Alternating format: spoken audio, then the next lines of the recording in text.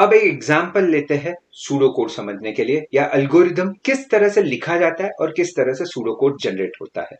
So let us go with that, let us operate with that. एक example ले लेते हैं, ज्यादा कुछ नहीं है। आपको यूजर से 6 सब्जेक्ट के मार्क्स लेना है, उनका एवरेज ढूंढना है। अगर एवरेज 40% से कम हो, यानी 40 से कम हो, तो आप फेल, होना मत। और अगर इक्वल या ग्रेटर हो तो आप पास। काफी सिंपल सा प्रॉब्लम है। तो अब इसे समझते with reference to pseudo code हम लोग क्या करेंगे और किस तरह से इसे लेंगे। अब एज वी सेड कि प्रॉब्लम क्या है, अब थोड़ा आगे जाते हैं। सबसे सिंपल, आपको क्या करना है, लेट्स अंडरस्टैंड। सर सिंपल है, मार्क्स ऑफ 6 सब्जेक्ट लेने हैं, एवरेज कैलकुलेट करना है। अगर एवरेज 40 से कम रहा तो फेल, अगर 40 या 40 से ज्यादा रहा तो पास। इसी चीज को इंग्लिश में लिखते हैं। This is phase 1। Algorithm refine होता है और फिर सूडो कोड भी उसी तरह से फॉर्मल बन जाता है। ये इनफॉर्मल तरीका है। तो मैंने कहा पहला step, input a set of 6 marks, यानी कि 6 मार्क्स भैया, 6 सब्जेक्ट के मार्क्स आपको देने हैं। ठीक है। Second, calculate the average by summing and dividing by 6। Average हो गया। Okay. Third, if average is below 40, fail, else pass. ये बहुत नॉर्मल इंग्लिश है, हैवंट डन एनीथिंग बिग, कुछ बड़ा बात नहीं किया, बहुत सिंपल तरीके से आपने ये बात की। That's phase 1, that's phase 1। अब ये समझने के बाद समझते हैं कि इसे रिफाइन करके फॉर्मल लैंग्वेज में कैसे लिखा जाएगा। सो चलो देखते हैं कि ये फॉर्मल में कैसे होता है।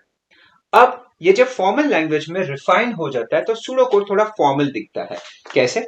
अब जैसे कि स्टेप 1, स्टेप नंबर्स देने पड़ते हैं। तो step 1, reading input M1, M2, M3, M4, M5, M6। तो instead of saying enter marks of 6 subject, अब मैं प्रिसाइजली बोल रहा हूं कि input M1, M2, M3, M4, M5, M6। Then instead of just writing take sum and divide and take average, मैं अब formal mathematics में बोलूंगा। अब mathematically I say grade is equal to M1 plus M2 plus M3 plus M4 divided by 6। तो it's a more mathematical way of representing thing. Then instead of saying if it is less than 40, fail, if it, मैं officially लिख रहा हूं if grade less than 40, then print fail, else print pass। and there are terms, जैसे कि आपका if चालू होगा तो end if लिखना पड़ता है, तो we will say end if। so the pseudo code, if you understand, दो में फर्क क्या हुआ?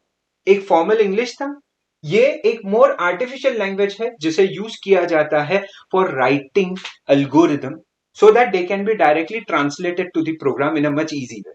सर इसका यूज क्या है? अगर ध्यान से देखो तो प्रोग्रामर को काफी क्लियरली समझ जाएगा, यहाँ पे 6 इनपुट्स तो सिर्फ मार्क्स के लिए है, और एक इनपुट और राधा और एक वेरिएबल होगा ग्रेडिंग के लिए, यानी ग्रेड स्टोर करने के लिए आपको एक अलग से डेटा रखना पड़ेगा।